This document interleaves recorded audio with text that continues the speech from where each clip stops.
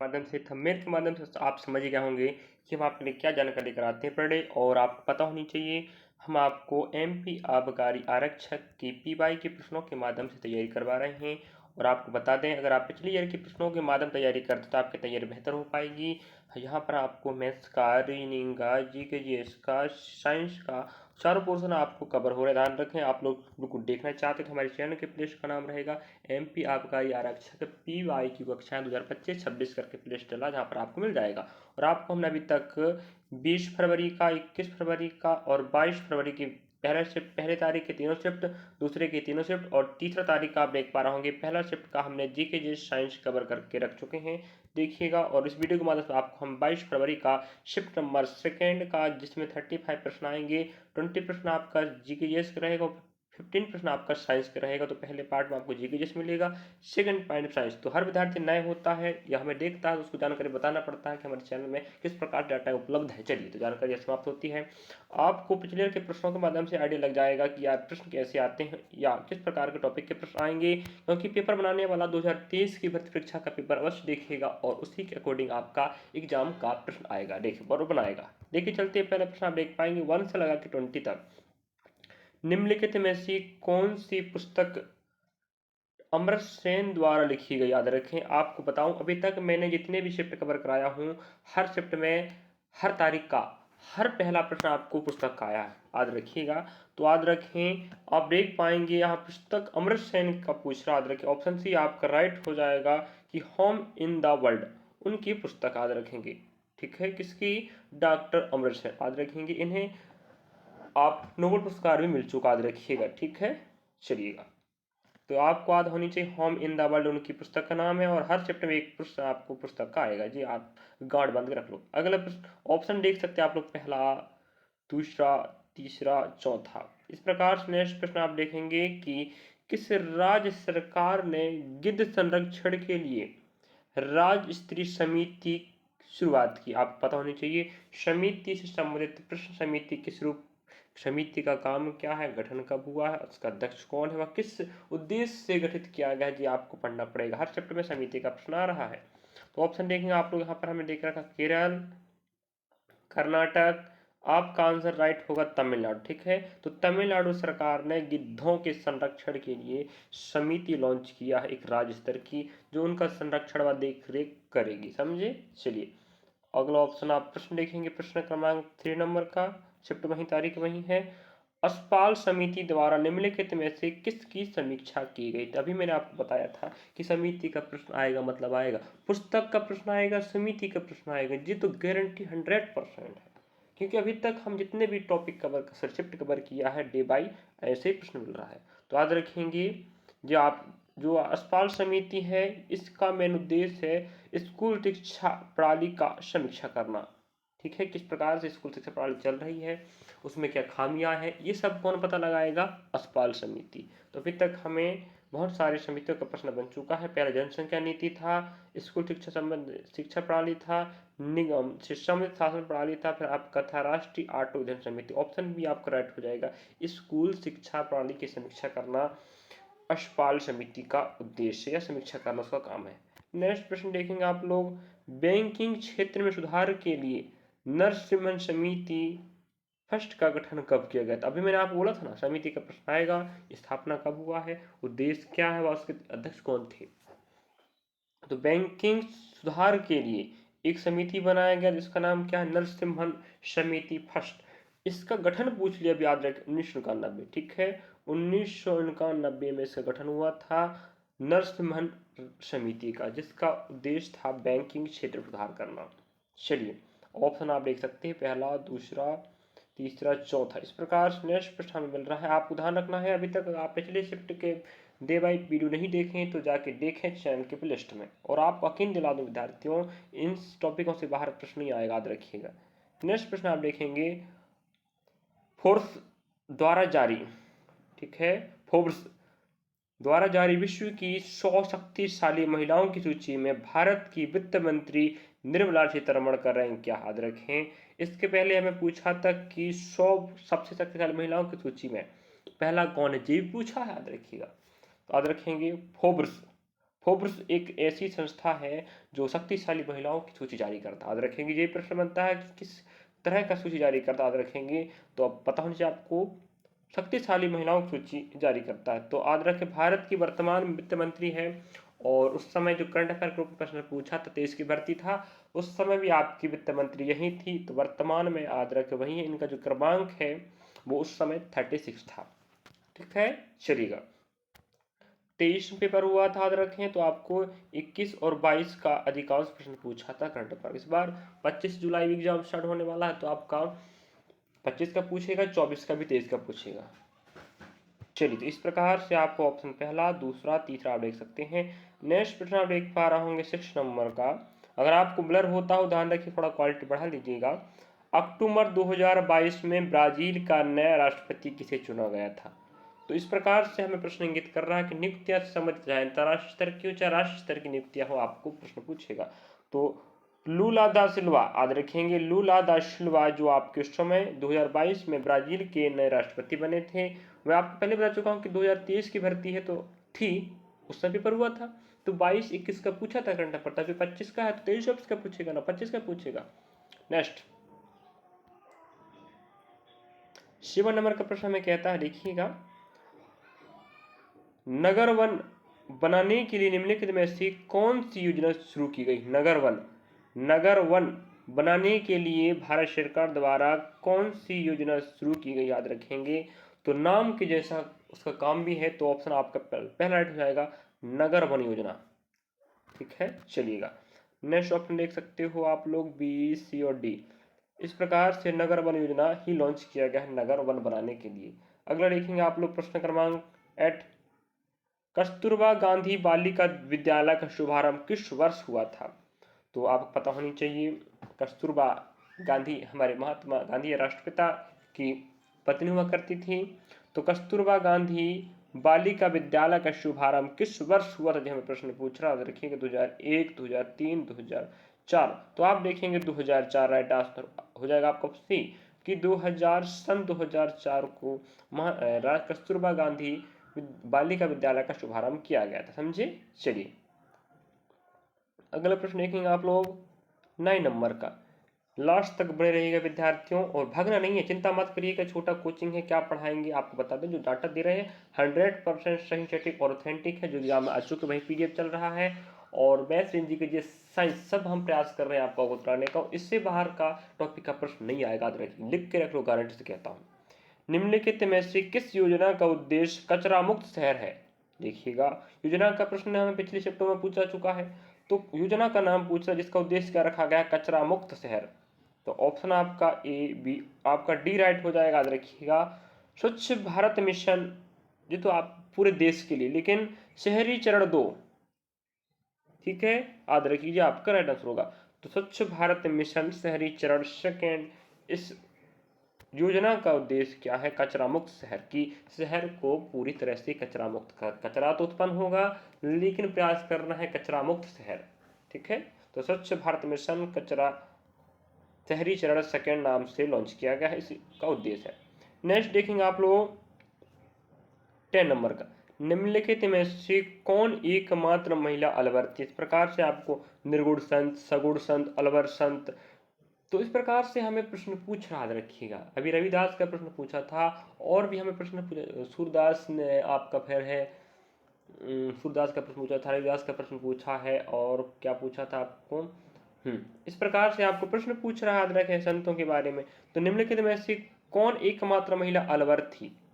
तो ऑप्शन आप देख पाएंगे, बी नंबर राइट हो जाएगा आपका, चंदन। ऑप्शन की बात करें तो पहला नैना है, फिर अंदल, समझ आएंगे, चंदन बोल दिए, अंदल है, फिर कौड़ा कष्टक है, फिर तेवलम है। ठीक है, चलिएगा, तो आपका ऑप्शन भी राइट हो जाएगा, अंदल एक अलवर संत थी। और आपको बताना अलवर संत क्या होते हैं, हम आपको बता दें, ये विष्णु के पूजक होते हैं।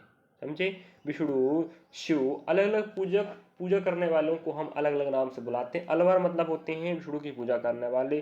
तो अंदल क्या विष्णु पूजक महिला थी, एक माँ। चलेगा, अंग्रेजी के चलते प्रश्न क्रमांक ऑप्शन में से बात हो रहा था। बाबर मूल रूप से भारत में कहां से आया था? तो बाबर को तो आप जानते होंगे 1526 में इन्होंने अपने साम्राज्य स्थापना किया था, है कि नहीं। चलिएगा, तो हमें पूछ रहा है बाबर मूल रूप से कहाँ से आया था? खुरासान से, तुर्की से, फरगना से, चीन से। तो आपका राइट आंसर होगा फरगना। याद रखिएगा, बाबर विदेशी था और वह फरगना से आया था हमारे भारत में। और उन्होंने सबसे पहले 1526 में पानीपत की पहली लड़ाई इब्राहिम लोदी ना हाँ इब्राहिम लोदी और बाबर ने लड़े थे 1526 की लड़ाई, जिसको नाम दिया गया है पानीपत की पहली लड़ाई। जो और पानीपत आपको पता कहाँ पर है? पानीपत हरियाणा में, समझे। तो हरियाणा के पानीपत में 1526 लड़ाई हुई थी बाबर और इब्राहिम लोदी के बीच में, जो लोदी वंश का अंतिम शासक हुआ। और मुगल सम्राट की स्थापना बाबर ने किया, जो फरगना का रहने वाला था, समझे। चलिए, इस प्रकार से नेक्स्ट सीन दिया था। अगला प्रश्न क्रमांक 12 की बात करें। निम्नलिखित में से किसने भगवत गीता का फारसी में अनुवाद कराया था? याद रखेंगे, औरंगजेब, अकबर, जहांगीर। आपका डी राइट आंसर हो जाएगा दारा शिकोह। दारा शिकोह ने फारसी में अनुवाद करवाया था किसका? भगवत गीता का। याद रखेंगे, ठीक है। अंग्रेजी में, संस्कृत में, फारसी में। तो दादा कौन आपके पास क्या है? दारा शिकोह ने फारसी में अनुवाद करवाया था भगवत गीता का। और रही, आपको एक बात बता दें विद्यार्थियों, जो प्रश्न आप पीवाई क्यू देख रहे हो ना, मजाक की बात नहीं है। जो आपको टॉपिक सिखा रहा है, और आप इस बार थोड़ा प्रयास कम कर रहे हो। हमारे वीडियो को थोड़ा आप लोग अधिक से अधिक शेयर करें, जिससे आप भी पढ़ें, आपके सहपाठी पढ़ें, वो भी समझें कि पेपर पिछले साल कैसे आया था। हर किसी के पास पीवाई क्यू प्रश्न नहीं होता है, उन्हें कैसे हल करते हैं, किस प्रकार के प्रश्न आते हैं, जो आपको हम दिखाने का प्रयास कर रहे हैं। हम सोचते हैं कि हमारे आप विद्यार्थी हो, चाहे ऑफलाइन पढ़ने वाले बच्चों को भी हम दिखाते हैं हमारे साथ, हम ऑफलाइन क्लास में लगाते हैं और रिकॉर्डेड वीडियो के माध्यम से हम आपको पढ़ाते हैं। तो हम दोनों तरह प्रयास करते हैं कि आपको हम सही सटीक जानकारी देकर पढ़ाएं। हम ये नहीं चाहते कि हमारे बच्चे हमसे जुड़े हैं जो हम जानकारी गलत दें, उनको गलत जानकारी मिले, वो गलत तरीके से पढ़े, उनको चयन ना हो पाए। तो हम सही सटीक जानकारी ही देंगे, समझे। चलिएगा, अगला प्रश्न की बात करें, आप देखना चाहेंगे तो देखिएगा, देखना तो पड़ेगा मेरे विद्यार्थियों। चलिए, प्रश्न क्रमांक 13 कहता है भगवान अहीर को किस आंदोलन का संस्थापक माना जाता है? तो याद रखिएगा, भगवान अहीर की बात हो रहा, तो ऑप्शन आप देखें, काकोरी षड्यंत्र, असेंबली बम साजिश, चोरी चोरा साजिश। तो इसका राइट आंसर होगा चोरी चोरा साजिश। आपको पता होगा 1922 को असहयोग आंदोलन चल रहा था, और इसी चोरी चोरा कांड के हिसाब से या उस घटना से इसको स्थगित करना पड़ा था महात्मा गांधी को, समझे। तो 1922, या आप कहिएगा जितने भी भारत में इतिहास समय आंदोलन हुए हैं, आपको पढ़ना पड़ेगा उसको उद्देश्य क्या था, और इस आंदोलन कब हुआ शुरुआत, और किसने समाप्त किया, किसने शुरू किया, ये आपको पढ़ना पड़ेगा। और आपको बता दें, हम इतिहास की बात बताएं तो मेरे विद्यार्थी, इतिहास का मैंने महत्वपूर्ण तिथियां याद रखेंगे, व उनके समय घटने वाली घटनाओं का मैंने वीडियो बनाया हूँ। इतने सारे प्रश्न वहाँ ऐड हुए, याद रखिएगा, जिसको मुझे बनाने के लिए पहला पार्ट, दूसरा पार्ट, तीन पार्ट में कवर कराना पड़ा है। याद रखें, जाके विजिट करें हमारे इतिहास या जीके जीएस फॉर एसएसजीडी, जो भी भर्ती परीक्षा सबका नाम है, जीके जीएस फॉर जो भर्ती परीक्षा, साथ में हिस्ट्री का तो हिस्ट्री में, इतिहास का इतिहास, भूगोल का भूगोल में, राजनीति और साइंस का साइंस में। इतिहास का प्रश्न था तो इतिहास के हमने लिस्ट में डाल के रखा है, जाके देखो, विजिट करो। 100% गारंटी देता हूँ कि वहाँ से अगर आप प्रश्न आता तो आप लोगों को एक नंबर जरूर पकेगा, समझे। चलिए, तो याद रखेंगे, चोरी चोरा कांड के साजिश या संस्थापक कौन थे, या उसके मेन संचालक कौन थे, या आप कह सकते हैं निर्देशन में कांड हुआ था, तो वो रहेगा आपका भगवान अहीर। याद रखिएगा, भगवान अहीर। बहुत शानदार प्रश्न देखिएगा। चलिए, और टॉपिकों को समझने का प्रयास करें विद्यार्थियों। नेक्स्ट प्रश्न आप देखेंगे 14 नंबर का, गिरती हुई वृद्धि और रोजगार के साथ बढ़ती कीमतों की स्थिति को खालिस्तान कहा जाता है। मतलब गिरती वृद्धि और रोजगार के साथ बढ़ती कीमतों की स्थिति को कहा जाता है। आप देखेंगे अपस्फीति, मुद्रास्फीति, रिफ्लेशन। इसका राइट आंसर होगा मुद्रा स्फीति जनित मंदी। क्या बोलते हैं? मुद्रा स्फीति जनित मंदी। ये आपका अर्थशास्त्र या इकोनॉमिक्स का टर्म है, कह सकते हो आप, है कह सकते हो, नहीं है ही भाई। तो अधिकांश इकोनॉमिक्स का टर्म थोड़ा हटके आ रहा, याद रखिएगा। तो गिरती हुई वृद्धि और रोजगार के साथ बढ़ती कीमतों की स्थिति को क्या कहा जाता है, याद रखें, मुद्रा स्फीति जनित मंदी। चलिएगा, अगला प्रश्न आप देखेंगे 50 नंबर का, भारतीय वित्त प्रणाली के जनक के रूप में किसे माना जाता है? तो याद रखें, भारतीय वित्त प्रणाली की जनक की बात हो रहा है, तो ऑप्शन पहला आपको देख रखा है मेधाबोलु नरसिम्हा, यही आपका राइट आंसर होगा, ठीक है। मेधाबुलु नरसिम्हा को भारतीय वित्तीय प्रणाली का जनक कहा जाता है। ऑप्शन नेक्स्ट देखेंगे, पीवी नरसिम्हा राव, चार्ल्स मोटेंग और सर ऑस्बर स्मिथ। यहाँ पर डाटा देख रखा, तो ऑप्शन ए आपका राइट हो जाएगा कि भारतीय वित्त प्रणाली के जनक के रूप में मेधाबुलु नरसिम्हा राव को कहा जाता है, जाना जाता है। चलिए अगला प्रश्न देखेंगे आप लोग 60 नंबर का। विश्व व्यापार संगठन के कितने देश सदस्य हैं वर्तमान? याद रखिएगा, मैं पहले बता चुका हूँ, अंतर्राष्ट्रीय संगठन स्थापना कब हुआ, कितने सदस्य, उसको देश क्या है, संस्थापक कौन है, वर्तमान महानिदेशक कौन है। अंतर्राष्ट्रीय नियुक्तियां जरूर पढ़ लीजिएगा, जो टॉपिक आपको पढ़ना पड़ेगा। पुस्तक का प्रश्न आएगा, है कि नहीं? आपको समितियों का प्रश्न आ रहा है, वित्त समिति प्रश्न आ रहा है अर्थशास्त्र क्षेत्र में। तो 164 मेंबर्स इन WHO विश्व व्यापार संगठन, याद रखिएगा, जिसका मुख्यालय जेनेवा में, कहां पर है, जेनेवा, याद रखेंगे, ठीक है। चलिएगा नेक्स्ट ऑप्शन आप और देख सकते हो, और प्रश्न क्रमांक देखेंगे 70 नंबर का। 17 1991 की नई आर्थिक नीति के बाद भारत से किस उद्योग ने भारतीय अर्थव्यवस्था के विस्तार का नेतृत्व किया? तो आपको पता होगा, भारत में 1991 में नई आर्थिक नीति लॉन्च हुआ था या नया बदलाव हुआ था, और एक नया अर्थव्यवस्था के क्षेत्र में भारत चलना चालू किया था। तो हमें बोल रहा है ऑप्शन ए कृषि, रियल एस्टेट, उत्पादन, सेवा। तो आपका आएगा सेवा क्षेत्र, ठीक है, राइट आंसर हो जाएगा आपका सेवा क्षेत्र। तो 1991 की नई आर्थिक नीति के बाद किस उद्योग ने भारतीय अर्थव्यवस्था के विस्तार को नेतृत्व किया? वो आपका रहेगा सेवा क्षेत्र। चलिएगा अगला प्रश्न देखेंगे आप लोग 80 नंबर का। 18 हमें कहता है PIO का OCI में विलय कब हुआ? याद रखेंगे, आपकी संस्थाएं हैं, इसका राइट आंसर आप देख पाएंगे, ऑप्शन नंबर आपके पास देख रखा 2016, 2003, 2015। तो राइट आंसर होगा 2015 में विलय हुआ था, समझे। चलिए अगला प्रश्न आप देखेंगे 90 नंबर का। 19 भारत के किस राज्य में पहली महिला मुख्यमंत्री बनी थी? याद रखेंगे, मैं तो इसके बारे में पहले भी बता चुका हूँ, इतिहास का जब वो तिथि, महत्वपूर्ण तिथियां घटनाएं जब पढ़ा रहा तब भी मैं इसका जिक्र किया था। अगर आप हमें नहीं फॉलो कर रहे हैं ना, तो आप ध्यान रखें, हम इतना तो प्रयास कर रहे हैं, भले छोटी संस्था के बाद, छोटी संस्था है हमारी, लेकिन हम आपको इतना डाटा देते हैं विद्यार्थियों ना, भर्ती में आपको 100% काम आएगा, याद रखिएगा। वो आलतू फालतू नहीं पढ़ा रहे, समझे, विश्वास के साथ पढ़ें। और हम उन्हीं विद्यार्थियों को सहयोग करें जो फ्री ऑफ कॉस्ट पढ़ना चाहते हैं, जिनके पास आर्थिक स्थिति ठीक नहीं है, उनका सहयोग कर रहे हैं। अब जिनके पास पैसा अच्छा है तो भाई तो बड़ी संस्था में जोड़ेंगे, उनसे कोचिंग करेंगे, वहाँ पढ़ेंगे कोर्स लेकर। अब हर विद्यार्थी के पास पैसा नहीं होता है, हम उनका सहयोग करेंगे।